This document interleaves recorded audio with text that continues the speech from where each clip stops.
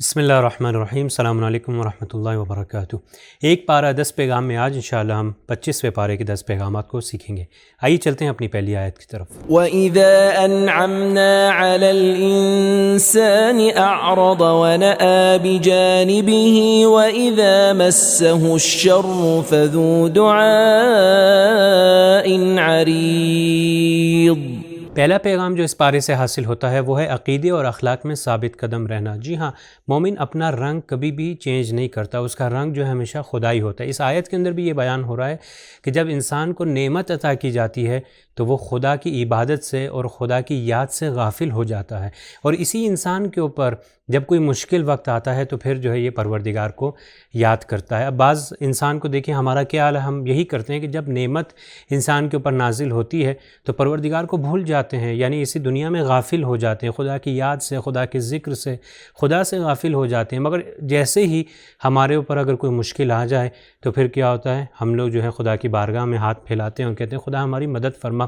یہ انہی لوگوں کے بارے میں سرزنش ہے اس آیت کے اندر بھی، کہ وہ لوگ کہ جو نعمت جن کو جب عطا کی جائے اس وقت خدا سے غافل ہوتے ہیں، مشکل ٹائم پہ جو ہے وہ خدا کو یاد کرتے ہیں۔ امام علی علیہ السلام فرماتے ہیں مختلف چہروں سے بچو، یعنی یہاں سے ہمیں یہ سمجھ آتا ہے کہ انسان جو ہے مختلف چہروں سے بچتا ہے۔ یہ نہیں کہ صرف جو ہے ایک ٹائم پہ خدا کو یاد کرے، یعنی جب مشکل کے وقت جو ہے خدا کو یاد کرے، اور جس وقت جو ہے اس کے اوپر نعمت پروردگار نازل کرے تو وہ دور ہو جائے۔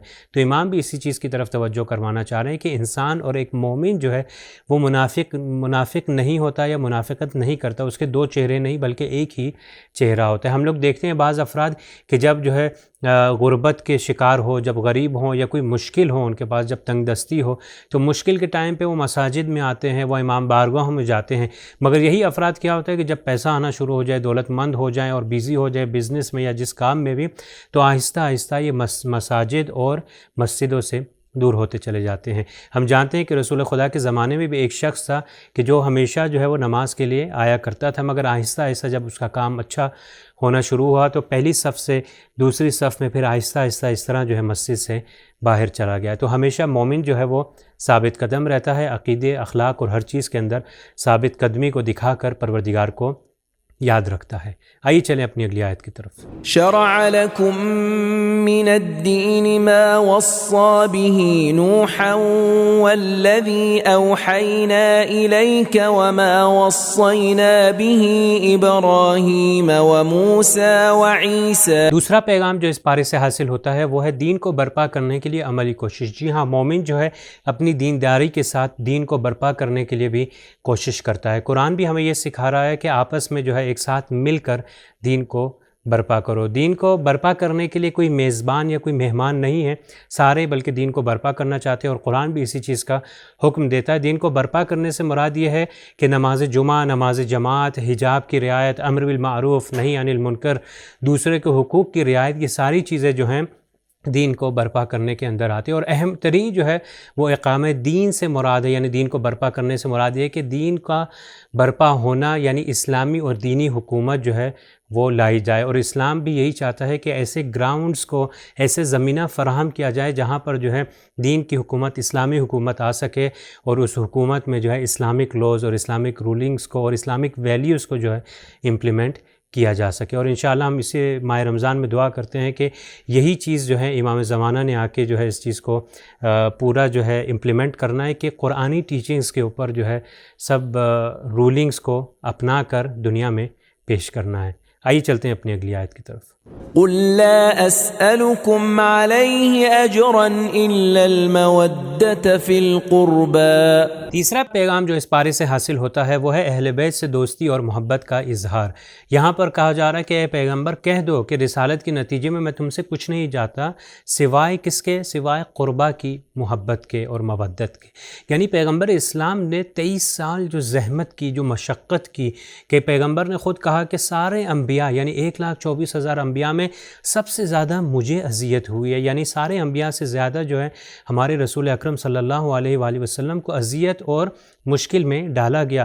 تو 23 سال زحمت کرنے کے بعد بھی اس کا نتیجہ کیا چاہ رہے ہیں؟ پروردگار نبی سے کہہ رہا ہے کہ نبی کہہ دے کہ مجھے صرف قربہ کی محبت اور مودت چاہیے۔ جب رسول خدا سے پوچھا گیا کہ یہ لوگ کون ہیں تو آپ نے فرمایا علی، فاطمہ اور ان کی اولاد ہیں۔ ایک جگہ پہ رسول خدا صلی اللہ علیہ وآلہ وسلم فرماتے ہیں جنت اس شخص پر حرام ہے جو میرے اہل بیت پر ظلم کرے اور اذیت کرے، اور اگر کسی نے عبد المطلب کی کسی اولاد کے ساتھ کوئی اچھائی کی ہو اور اس کا اجر نہ ملا ہو تو میں اس کو روز قیامت اجر دوں گا۔ ہمارے شیعہ کلچر میں سادات کا جو احترام کیا جاتا ہے وہ بھی اسی ذیل اور اسی زمرے میں آتا ہے، کیونکہ پیغمبر نے کہا کہ میری قربہ یعنی اہل بیت علیہ السلام سے مودت اور محبت کرو، تو لوگ جو ہیں ان کے ساتھ بھی، اہل بیت کے ساتھ ہم محبت کرتے ہیں اور ان کی اولاد کے ساتھ بھی محبت کرتے ہیں۔ تو ایک مومن جو ہے اس کو چاہیے کہ وہ ہمیشہ جو اہل بیت علیہ السلام کی محبت اور مودت رکھے، کیونکہ پیغمبر اسلام نے اتنی زحمتیں اٹھانے کے بعد بھی کوئی ہم سے مادی فائدہ بالکل بھی نہیں چاہا، اور جو فائدہ ہے، جو معنوی فائدہ ہے محبت اور مودت کا، وہ بھی ہمارے لیے ہی فائدہ ہے کہ جو ہمارے اس دنیا میں اور آخرت میں فائدہ دے گا۔ آئیے چلتے ہیں اپنی اگلی آیت کی طرف۔ والذین استجابوا لربهم واقاموا الصلاة وامرهم شورى بینهم ومما رزقناهم ينفقون۔ چوتھا پیغام جو اس پارے سے حاصل ہوتا ہے وہ ہے مشورے کی اہمیت۔ آیت کے اندر بیان ہو رہا ہے کہ وہ لوگ جو اپنے رب کی بات کو قبول کرتے ہیں، جو لوگ نماز قائم کرتے ہیں اور جو معاملات میں مشورہ کرتے ہیں، تو یہاں سے ہمیں سمجھ آ رہا ہے کہ اپنے معاملات میں دوسروں کے ساتھ مشورہ ضرور کرنا چاہیے۔ امام علی علیہ السلام فرماتے ہیں کوئی بیک اپ یا سپورٹ مشورے سے زیادہ مددگار ثابت نہیں ہوتا۔ مختلف مسائل میں ایک دوسرے سے مشورہ کرنا چاہیے، اسپیشلی جو چھوٹے ہیں وہ بڑوں سے مشورہ کرے اور ان کے ایکسپیرینس سے جو ہے فائدہ اٹھائیں۔ جیسے کہ ہم جانتے ہیں کہ خدا نے ایک جگہ پر رسول خدا کو کہا کہ آپ بھی مشورہ کریں، تو یہاں سے ہمیں امپورٹنس سمجھ آتی ہے، اہمیت سمجھ آتی ہے کہ مشورہ کرنے کی اہمیت یہ ہے کہ انسان دوسروں کے ایکسپیرینس سے سیکھ سکتا ہے، اور مختلف جو ہیں سینیریوز کو انسان سامنے رکھ کے، جو مختلف سچویشنز اور سینیریوز ہیں اس کے بعد جو اس کا جائزہ لے کر بہترین راستہ جو ہے وہ اپنا سکتا ہے۔ چاہے دنیاوی مسائل ہوں، چاہے دینی معاملات ہوں، ضرور مشورہ کرے، چاہے وہ احکام سے ریلیٹڈ ہوں یا فقہ سے ریلیٹڈ ہوں، علماء سے مشورہ کرے، دوسروں سے مشورہ ضرور کرنا چاہیے۔ آئیے چلتے ہیں اپنی اگلی آیت کی طرف۔ والذین اذا اصابهم البغی هم ینتصرون۔ پانچواں پیغام جو اس پارے سے حاصل ہوتا ہے وہ ہے ظلم کی مخالفت۔ جی ہاں، مومن نہ ظلم کرتا ہے نہ ظلم کے نیچے جاتا ہے، کیونکہ جب مومن ظلم کو ایکسیپٹ نہیں کرتا، قبول نہیں کرتا، تو اس کے خلاف چپ بھی نہیں رہتا بلکہ آواز اٹھاتا ہے، حق کی آواز اٹھاتا ہے، اور عدالت کو قائم کرنے کے لیے ظلم کے خلاف اور ظالم کے خلاف جو ہے وہ لڑتا ہے۔ اس آیت کے اندر بھی یہی بیان ہو رہا ہے کہ مومن وہ ہے کہ جب اس کے اوپر جو ہے ظلم کیا جاتا ہے تو وہ ظلم کے خلاف لڑتا ہے اور اسلامی قوانین کے مطابق انتقام جو ہے وہ لیتا ہے۔ آج ہم جانتے ہیں کہ مختلف گروپس ہیں کہ ظلم اور ظالم کے خلاف جو کھڑے ہیں اور لڑ رہے ہیں مختلف کنٹریز کے اندر، حتیٰ کہ بعض چھوٹی چھوٹی مائنورٹیز ہیں یا بعض چھوٹے گروپس ہیں جو دنیا کی سپر پاورز کے خلاف لڑ رہے ہیں۔ تو مومن کبھی بھی ظلم کا ساتھ نہیں دیتا، ظالم کا ساتھ نہیں دیتا، بلکہ ظلم اور ظالم کے خلاف لڑتا ہے اور عدالت کی آواز اٹھاتا ہے۔ آئیے چلتے ہیں اپنی اگلی آیت کی طرف۔ للہ ملک السماوات والارض يخلق ما يشاء يهب لمن يشاء اناثا ويهب لمن يشاء الذكور۔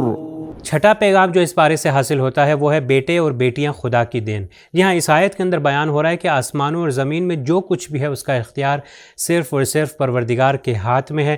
وہ جس کو چاہتا ہے، جو کچھ چاہتا ہے وہ پیدا کرتا ہے، جس کو چاہتا ہے بیٹا دیتا ہے، جس کو چاہتا ہے بیٹی دیتا ہے، اور جس کو چاہتا ہے بانجھ یا عقیم بنا دیتا ہے۔ تو اس آیت سے ہمیں یہ سمجھ آتا ہے اور یہ چیز ہم سیکھتے ہیں کہ بیٹا اور بیٹی کے اندر کوئی فرق نہیں ہے، یہ دونوں جو ہے خدا کی دین ہے۔ مگر ہمارے معاشرے کے اندر انفارچونیٹلی یہ کیوں اتنا بڑا معاملہ ہے کہ جس جگہ پر بیٹی ہو جائے تو لوگوں کے بعض، جیسا کہ قرآن کے اندر بھی ایک جگہ پر بیان ہوتا ہے کہ لوگوں کے منہ بن جاتے ہیں یا ان کے جو ہے کالے رنگ جو ہیں وہ پڑ جاتے ہیں جو دوران جاہلیت میں ہوتے تھے۔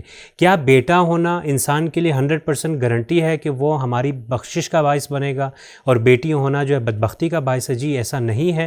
رسول خدا صلی اللہ علیہ وآلہ وسلم فرماتے ہیں اولاد میں بیٹیاں کتنی اچھی ہیں جن میں عطوفت اور محبت ہوتی ہے اور ان کے وجود سے گھر میں برکت آتی ہے۔ امام علی علیہ السلام فرماتے ہیں کہ جب بھی رسول خدا کو خبر دی جاتی کہ کسی کے گھر میں بیٹی پیدا ہوئی ہے تو آپ فرماتے بیٹی پھول ہے اور اس کا رزق خدا کے ذمے ہے۔ تو یہاں سے ہمیں یہ سمجھ آتا ہے کہ بیٹیاں پھول کی طرح، ان کو پھول کی طرح ٹریٹ کیا جائے۔ مگر کیا ہوتا ہے انفارچونیٹلی بعض لوگ سمجھتے ہیں کہ نہیں، بیٹیاں پیدا ہو گئی تو ان کا رزق کون دے گا؟ اس حدیث سے پتہ چلتا ہے کہ پروردگار رزق دینے والا ہے۔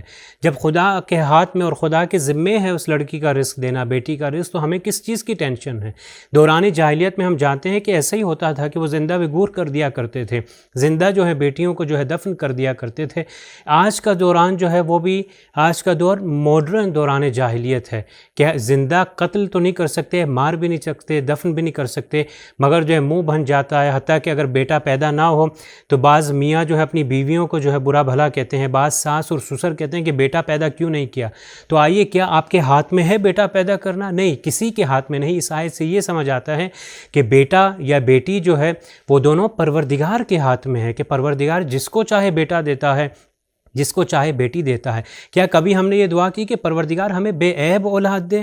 ہمارے معاشرے میں تو دعا کی جاتی ہے کہ خدا جو ہے سب کو اولاد نرینہ عطا کرے۔ یہ اولاد نرینہ کی کیوں دعا ہے؟ کیا یہ دعا نہیں ہوتی کہ پروردگار ہمیں بے عیب اولاد دے، ہمیں ایسی اولاد دے کہ جو نیک و صالح ہو اور عمل صالح اور ہمارے لیے باقیات الصالحات بنے اور آنکھوں کی ٹھنڈک بنے؟ کیوں ہمارے جو ہے معاشرے میں صرف جو ہے نر کی اولاد نرینہ، صرف بیٹے کی دعا کی جاتی ہے، جب بیٹی کی دعا نہیں کی جاتی؟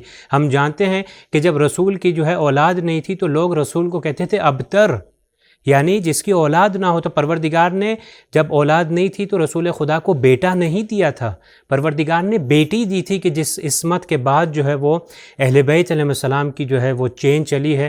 اگر بیٹے کے اندر صرف فائدہ ہوتا اور بیٹی کا فائدہ نہ ہوتا تو پروردگار جو ہے خود رسول خدا کو بہترین بیٹا عطا کرتا، مگر پروردگار نے بیٹی عطا کر کے دکھا دیا کہ بیٹے اور بیٹی میں فضیلت نہیں ہے۔ اگر فضیلت ہے تو صرف ان اکرمکم عند اللہ اتقاکم والتقوی کے اندر ہے۔ تو ہمیں یہاں سے بہترین لیسن ہمیں سمجھ آتا ہے کہ بیٹی اور بیٹا جو ہے وہ صرف پروردگار دیتا ہے، چاہے جس کو بیٹا دے، جس کو بیٹی دے۔ ہمیں ہمیشہ جو ہے پروردگار کا شکر گزار ہونا چاہیے اور یہ دعا مانگنی چاہیے کہ بے عیب اولاد دے، چاہے جو بھی ہمیں دے رہا ہو۔ آئیے چلتے ہیں اپنی اگلی آیت کی طرف۔ وَكَذَلِكَ أَوْحَيْنَا إِلَيْكَ رُوحًا مِّنْ أَمْرِنَا مَا كُنْتَ تَدْرِي مَا الْكِتَابُ وَلَا الْإِيمَانُ۔ ساتواں پیغام جو اس پارے سے حاصل ہوتا ہے وہ ہے وحی معرفت کا اہم ذریعہ۔ جی ہاں، مومن جو ہے اس کے لیے امپورٹنٹ سورس اور مین سورس جو ہے وہ قرآن اور وحی ہے۔ اس آیت کے اندر بھی جیسا بیان ہوتا ہے کہ رسول خدا کو کہا جاتا ہے کہ جیسے آپ سے پہلے جو پیغمبر تھے جتنے بھی، ان پیغمبروں پر جو ہم وحی کرتے تھے اور آپ کے اوپر بھی وحی کرتے۔ اور ایک اور چیز ہے کہ جیسا کہ جو پہلے لوگ تھے وہ دعویٰ کرتے تھے اور ادعا کرتے تھے کہ یہ قرآن جو ہے شعر ہے، بلکہ قرآن میں بھی بتایا گیا کہ یہ شعر نہیں ہے اور خیالات کی بنیاد پہ نہیں ہے، بلکہ ایک مین سورس ہے۔ امام صادق علیہ السلام فرماتے ہیں، خدا نے قرآن میں ہر چیز کو بیان کر دیا ہے، اتنا کہ خدا کی قسم انسان کی ضرورت کی چیزوں کو نہیں چھوڑا۔ کوئی بھی بندہ نہیں کہہ سکتا ہے کہ اے کاش یہ قرآن میں آیا ہوتا، سوائے اس کے کہ خدا نے اس چیز کو قرآن میں بیان کر دیا ہے۔ خدا نے ہدایت کے راستے کے لیے قرآن میں ہر چیز کو بیان کر دیا، چاہے وہ تر ہو چاہے وہ خشک ہو۔ ہدایت کے راستے کے لیے جس چیز کی بھی انسان کو ضرورت ہے وہ قرآن کے اندر موجود ہے۔ اسی لیے قرآن جو ہے وہ امپورٹنٹ سورس ہے کہ جس کے اندر نہ تحریف ہوئی ہے نہ کوئی چینجز ہوئی ہیں۔ اور ہم جانتے ہیں کہ مجتہدین بھی جو فتویٰ ایکسٹریکٹ کرتے ہیں، استنباط کرتے ہیں، اس کے اندر ایک مین سورس جو ہے وہ قرآن اور یہ وحی ہی ہے کہ جس سے اخذ کر کے ایک فتویٰ جو ہے وہ دیا جاتا ہے۔ آئیے چلتے ہیں اپنی اگلی آیت کی طرف۔ وَلَوْلَا أَن يَكُونَ النَّاسُ أُمَّةً وَاحِدَةً لَجَعَلْنَا لِمَن يَكْفُرُ بِالرَّحْمَنِ۔ آٹھواں پیغام جو اس پارے سے حاصل ہوتا ہے وہ ہے حقیقی اقدار پر توجہ۔ جی ہاں، مومن جو ہے کبھی بھی غلط باتوں کو نہیں سنتا اور مادہ پرست لوگوں کی، مادی لوگوں کی ویلیوز ان کی جو ہے بالکل الگ ہوتی ہیں، ان کی باتوں میں نہیں آتا، چاہے مادہ پرست لوگوں کی زندگی کے اندر اور ان کے ذہنوں میں اس چیز کی بہت زیادہ ہی ویلیو کیوں نہ۔ سورہ زخرف کی ان بعض آیات میں اسی چیز کی طرف اشارہ ہے کہ خدا کی نظر میں یہ دنیا جو ہے بے ارزش ہے، اس کی کوئی قدر و قیمت نہیں ہے۔ اگر خدا جو ہے انسان کے کفر کے نگرانی نہ ہوتا، یعنی خدا جو ہے انسان کے کفر کے بارے میں نگران نہ ہوتا، تو خدا جو ہے کفار کو ایسے گھر دیتا کہ جن کی چھتیں جو ہیں چاندی کی ہوتی اور سونا جو ہے مالا مال کر چکا ہوتا ہے۔ تو یہاں سے ہمیں سمجھ آتا ہے کہ پروردگار کی نظر میں اس دنیا کی کوئی قدر و قیمت نہیں ہے، اور مومن بھی جو ہے کبھی بھی مادیت کی طرف اور مادہ پرستی کی طرف نہیں جاتا۔ امام صادق علیہ السلام فرماتے ہیں، اگر خدا کے نزدیک اس دنیا کی مچھر کے پر کے برابر بھی ویلیو اور اہمیت ہوتی تو خدا دشمن کو ایک گھونٹ بھی اس دنیا میں نصیب نہ کرتا۔ مومن کی زندگی میں اس دنیا کی کوئی اہمیت نہیں، اسی طرح جس طرح اہل بیت علیہ السلام کی سیرت رہی، ائمہ اطہار بھی اس دنیا میں رہتے تھے، انسان اور مومن بھی اس دنیا میں رہتا ہے مگر دنیا سے لگاؤ نہیں لگاتا، اور یہ اہل بیت علیہ السلام کی سیرت ہے کہ دنیا میں رہتے ہوئے حب دنیا سے دور رہتے ہیں۔ آئیے چلتے ہیں اپنی اگلی آیت کی طرف۔ وَيْلٌ لِكُلِّ أَفَّاكٍ أَثِيمٍ يَسْمَعُ آيَاتِ اللَّهِ تُتْلَى عَلَيْهِ ثُمَّ يُصِرُّ مُسْتَكْبِرًا كَأَن لَّمْ يَسْمَعْهَا فَبَشِّرْهُ بِعَذَابٍ أَلِيمٍ۔ نواں پیغام جو اس پارے سے حاصل ہوتا ہے وہ ہے نصیحتوں پر توجہ۔ جی ہاں، مومن جو ہے ہمیشہ نصیحتوں پر توجہ کرتا ہے، حتیٰ اگر قرآن کے اندر بھی پروردگار کا مخاطب کوئی اور ہی کیوں نہ ہو، مگر انسان جو ہے اور ایک مومن جو ہے اس نصیحت سے وہ میسیج اور لیسن لے کر اپنی زندگی میں اپناتا ہے۔ اسی طرح جس طرح اس آیت کے اندر بیان ہوتا ہے کہ بے شک ہر جھوٹے گناہگار کے حال پر افسوس ہے کہ جو لوگ تلاوت کو سنتے ہیں مگر ایسا سنتے ہیں کہ اکڑ جاتے ہیں، اور ایسا ہے کہ سنا ہی نہیں۔ تو یہاں سے ہمیں یہ سمجھ آتی ہے کہ جب بھی نصیحتوں کو جب سنا جاتا ہے اور مومن جب اس کو سنتا ہے تو اس کی طرف خاص توجہ کرتا ہے۔ امام علی علیہ السلام فرماتے ہیں، اپنے دل کو نصیحت کے ذریعے زندہ رکھو اور اس کی خواہشوں کی طرف رغبت نہ رکھ کے خواہشوں کو مار دو۔ جی ہاں، مومن اپنے آپ کو نصیحتوں کے ذریعے زندہ کرتا ہے، اور ہم لوگ جانتے ہیں، تاریخ میں بھی دیکھتے ہیں کہ کتنے لوگ اور کتنے افراد تھے جو ائمہ علیہ السلام کے پاس آتے تھے اور کہتے تھے کہ مولا ہمیں نصیحت کریے، تاکہ اس نصیحت کے ذریعے اپنے آپ کو زندہ کر سکیں اور ایک بہتر سے بہتر زندگی گزار سکیں۔ آئیے چلتے ہیں اپنی اگلی آیت کی طرف۔ أَفَرَأَيْتَ مَنِ اتَّخَذَ إِلَٰهَهُ هَوَاهُ وَأَضَلَّهُ اللَّهُ عَلَىٰ عِلْمٍ وَخَتَمَ عَلَىٰ سَمْعِهِ وَقَلْبِهِ وَجَعَلَ عَلَىٰ بَصَرِهِ غِشَاوَةً فَمَن يَهْدِيهِ مِن بَعْدِ اللَّهِ أَفَلَا تَذَكَّرُونَ۔ آخری اور 10واں پیغام جو اس پارے سے حاصل ہوتا ہے وہ ہے نفس پرستی سے اجتناب۔ جی ہاں، مومن صرف خدا کی عبادت کرتا ہے اور خدا کے دستور کی ہی اطاعت کرتا ہے، اسی وجہ سے مومن جو ہے دوسروں کے سامنے اپنا سر نہیں جھکاتا۔ اس آیت کے اندر بیان ہوتا ہے کہ بعض ایسے افراد ہیں جو اپنے نفس کی پرستش کرتے ہیں، اپنے نفس کو اپنا خدا مانتے ہیں اور اسی کی اطاعت کرتے ہیں۔ ہم جانتے ہیں کہ انسان جو ہے 3 لوگوں کا عبد ہو سکتا ہے، یا انسان خدا کا عبد ہو سکتا ہے، خدا کا بندہ، یا انسان شیطان کا عبد ہو سکتا ہے، یا تیسرا ہے کہ انسان جو ہے اپنے نفس کا غلام اور اپنے نفس کا عبد ہو سکتا ہے۔ یہاں پر کیا خوبصورت، جیسے شہید مطہری نے بھی بیان کیا کہ پاسبل ہی نہیں ہے کہ انسان کسی کا عبد نہ ہو، مگر ہاں آپشن ہے، اور یہ اختیار ہمارے پاس ہے کہ ہم کس کے عبد ہوں، ہم یا خدا کے عبد ہوں، یا شیطان کے عبد ہوں، یا پھر اپنے نفس کے عبد ہوں۔ امام صادق علیہ السلام فرماتے ہیں، اپنی ہوا اور ہوس سے بچو اسی طرح جس طرح دشمنوں سے بچتے ہو، کیونکہ انسان کے لیے ہوا و ہوس کی پیروی کرنے سے بڑا کوئی دشمن نہیں۔ جی ناظرین، اس سے بہترین پیغام جو حاصل ہوتا ہے وہ یہ ہے کہ انسان اور ایک مومن جو ہے کبھی اپنے نفس کی پرستش، کبھی اپنے نفس کی عبادت نہیں کرتا، کبھی اپنے نفس کو اپنا خدا نہیں جانتا اور نفس کی اطاعت نہیں کرتا، کیونکہ ہم پروردگار کے غلام ہیں، پروردگار کے عبد ہیں، صرف پروردگار کی ہی عبادت اور اطاعت کرتے ہیں۔ یہ تھے آج 10 پیغامات، انشاءاللہ کل پھر حاضر ہوں گے 10 پیغامات کے ساتھ۔ تب تک کے لیے والسلام علیکم ورحمۃ اللہ وبرکاتہ۔